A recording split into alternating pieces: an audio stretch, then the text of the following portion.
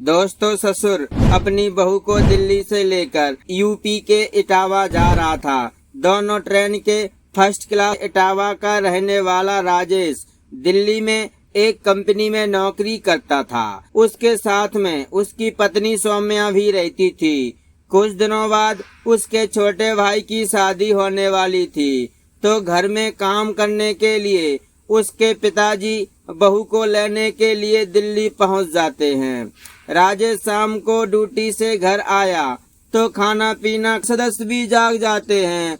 फिर सभी रिश्तेदार और घर वाले सब लोग ससुर बहू से भला बुरा कहने लगते हैं। तो ससुर बहू आपस में माफी मांगते हैं और कहते हैं कि हम दोनों बहक गए थे, हमसे गलती हो गई, आप लोग हमें माफ कर दो। फिर घर के सभी लोगों ने और रिश्तेदारों ने उसके बेटे को समझाया। उससे कहा, तुम्हारे घर में शादी है, अगर लड़की वालों को पता चलेगा कि तुम्हारे पिताजी और पत्नी ऐसा काम कर रहे थे तो हमारी बदनामी हो जाएगी और वो लोग अपना रिश्ता तोड़ लेंगे। तो दोस्तों, उसका बड़ा बेटा समझदार था, पढ़ा लिखा था। शादी होने के बाद अपनी पत्नी को अपने साथ दिल्ली लेकर चला आता है और उसके बाप को गांव में ही छोड़ आता है। फिर दोनों ससुर बहू का रिश्ता हमेशा हमेशा के लिए खत्म हो जाता है। तो दोस्तों, उम्मीद करता हूँ आप ये कहानी समझ गए होंगे।